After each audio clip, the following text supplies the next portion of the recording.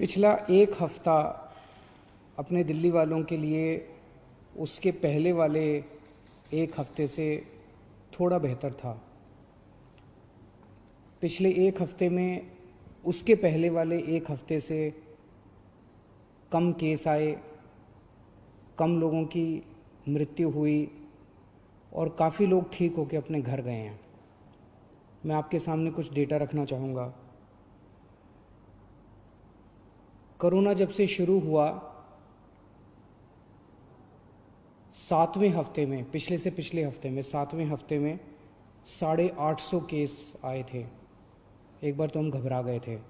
मैंने आप लोगों के सबके सामने आके कहा था कि बहुत तेज़ी से फैल रहा है। 850 नए केस आए थे 7वें हफ्ते में, और पिछले हफ्ते 8वें हफ्ते में 622 केस आए हैं, थोड़े कम हुए। दुनिया भर में देखा गया कि एक बार कोरोना बढ़ना चालू करता है तो इतनी तेज़ी से बढ़ता है कि हफ्ता दर हफ्ता फिर वो डबल, चौगुना, 8 गुना, 16 गुना बढ़ता जाता है।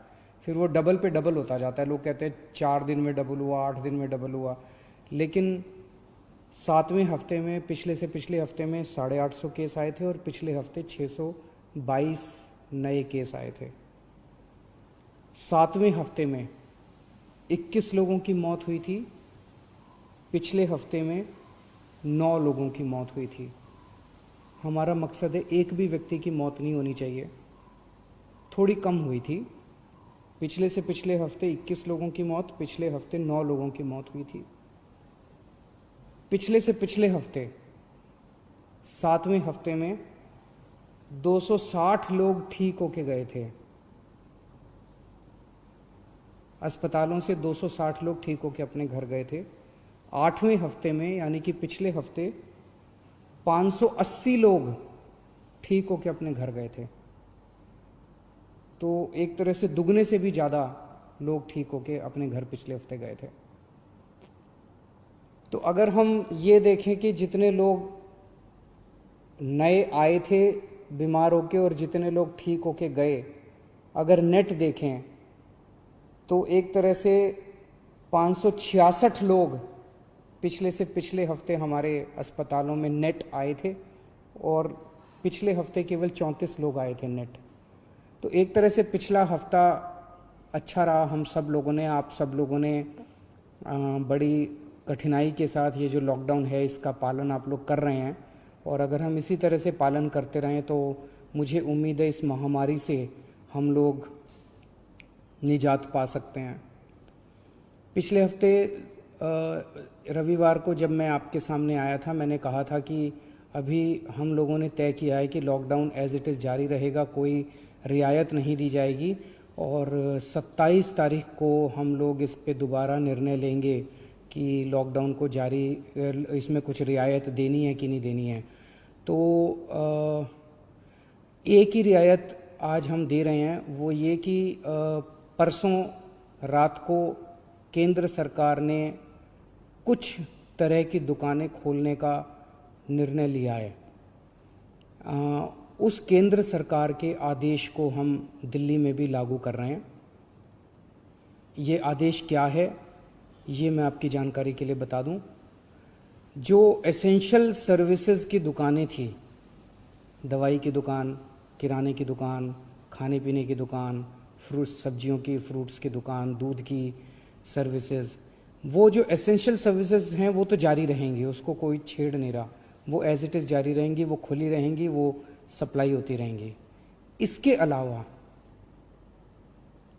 कोई मार्केट नहीं खोले जाएंगे। कोई डीडीए मार्केट नहीं खुलेगा, कोई ये मार्केट, वो मार्केट, कोई मार्केट नहीं खुलेंगे, कोई शॉपिंग मॉल नहीं खुलेंगे, कोई मार्केट कॉम्प्लेक्स नहीं खुलेंगे। लेकिन जो रेजिडेंशियल एरियाज़ में इक्की दुक्की दुकानें होती हैं, स्टैंड अलोन कोई दुकान है, नेबरहुड की कोई दुकान है, इक्की दुक्की इस तरह की जो दुकानें हैं, उनको खोलने की इजाज़त केंद्र सरकार ने दी है। उन इक्की दुक्की दुकानें जो नेबरहुड में है, स्टैंड अलोन हैं, रेजिडेंशियल एरियाज़ में हैं, उन दुकानों को जो केंद्र सरकार ने इजाज़त दी है, वो दुकानें दिल्ली में भी खोली जाएंगी।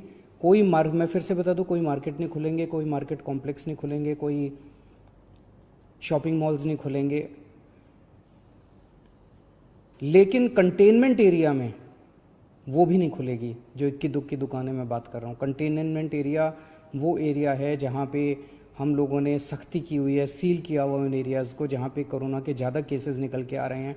उन एरियाज़ में किसी भी किस्म की दुकान को खोलने की कोई इजाज़त नहीं रहेगी। इसके अलावा अगला एक और हफ्ता, ये जो एक ऑर्डर आया है परसों केंद्र सरकार का, इसके अलावा और कोई कुछ खोलने की हम इजाज़त अगले एक हफ्ते तक, 3 मई तक और नहीं दे रहे।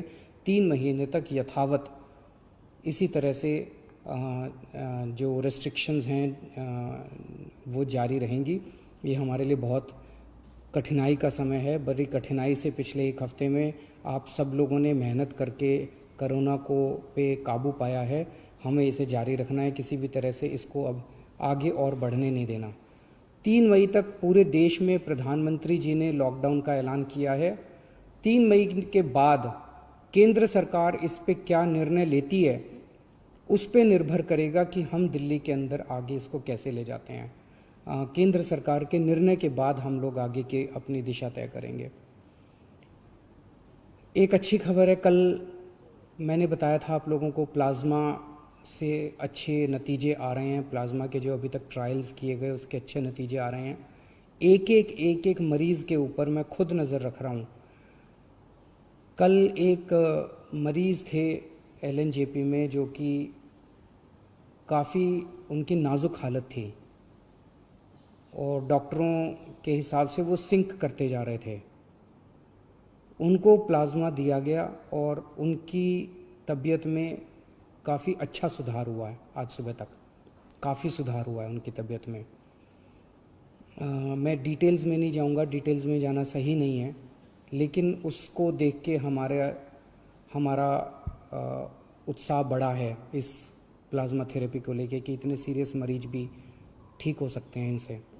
मैं उम्मीद करता हूं कि वो पूरी तरह से स्वस्थ होकर अपने घर जाएंगे। अभी तो ICU में ही हैं और मैं एक एक हमारी कोशिश है कि कोई भी मरीज़ प्लाज्मा का, उसकी मौत नहीं होनी चाहिए। किसी की भी मौत होती है तो बहुत दुख होता है। हमारे डॉक्टर्स, सभी अस्पतालों के डॉक्टर्स, नर्सेज पूरी कोशिश करते हैं उन लोगों को बचाने की, एक जान बचाने की पूरी कोशिश करते हैं। हमारी कोशिश है कि किसी भी व्यक्ति की मौत नहीं होनी चाहिए। एक व्यक्ति से मैं पर्सनली उसकी खबर रख रहा हूँ, एक मरीज़ की खबर रख रहा हूँ। जो मरीज़ ठीक होके जा रहे हैं उन मरीजों को हम कह रहे हैं कि प्लाज्मा डोनेट करो। एक मरीज़ से मैं भी बात कर रहा हूँ, मेरी टीम भी बात कर रही है और उन्हें प्रोत्साहन देते हैं कि आप डोनेट कीजिए। मुझे बहुत खुशी है कि सब लोग आगे आके दूसरों की जान बचाना चाहते हैं। हर धर्म के लोग, चाहे वो किसी भी धर्म के हो, किसी भी जात के हों, सब लोगों के मन में एक जज्बा है कि मेरी जान बची, अब मैं किस तरह से दूसरों की जान बचा सकता हूँ।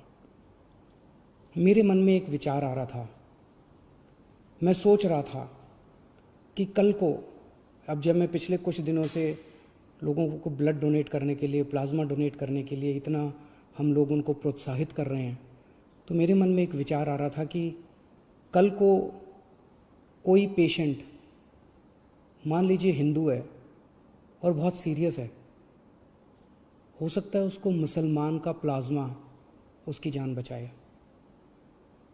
मान लीजिए कोई पेशेंट मुसलमान है, बहुत सीरियस है, हो सकता है किसी हिंदू का प्लाज्मा, हिंदू के शरीर का प्लाज्मा उसकी जान बचाए।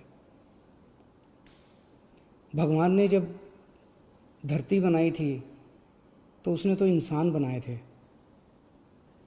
हर इंसान की 2 आँखें हैं, एक जैसा शरीर है, लाल रंग का खून है, उसी किस्म का प्लाज्मा है। भगवान ने तो हमारे बीच में कोई दीवार पैदा नहीं की। भगवान ने तो किसी किस्म के ये धर्म वो धर्म हमारे बीच में किसी किस्म की खाई पैदा नहीं की। ये तो सब हम ही लोगों ने की हुई है। कोरोना होता है तो सबको होता है ना। कोरोना तो हिंदू को भी होता है, कोरोना तो मुसलमान को भी होता है। और आपके शरीर का प्लाज्मा जब बचाता है तो वो हिंदू का प्लाज्मा भी दूसरे को बचाता है, मुसलमान का प्लाज्मा भी बचाता है। हिंदू का प्लाज्मा मुसलमान को भी बचाता है, मुसलमान का प्लाज्मा हिंदू को भी बचाता है। तो फिर ये दीवारें हम लोगों ने आपस में क्यों पैदा की हुई हैं? कम से कम ये कोरोना की बीमारी से हम ये सीख तो ले सकते हैं। अगर हमारे देश के सब लोग, हिंदू, मुसलमान, सिख, ईसाई, जैन, बौद्ध, हम सब मिलके एक साथ काम करेंगे, प्यार और मोहब्बत से काम करेंगे, तो ये देश को कोई नहीं हरा सकता। इस देश के सामने पूरी दुनिया को झुकना पड़ेगा। हमारा देश इतना अच्छा है, और अगर हम बट गए, आपस में लड़ते रहे, तो फिर कोई उम्मीद नहीं बचती है। तो मुझे लगता है इससे हमें ये सबक लेना चाहिए। अगर आपके मन में कभी भी कोई दुर्भावना आती है किसी दूसरे धर्म के व्यक्ति के प्रति, तो ये सोच लेना कि हो सकता है उसका प्लाज्मा कल को आपके काम आए और आपकी ज़िंदगी बचाए। Thank you.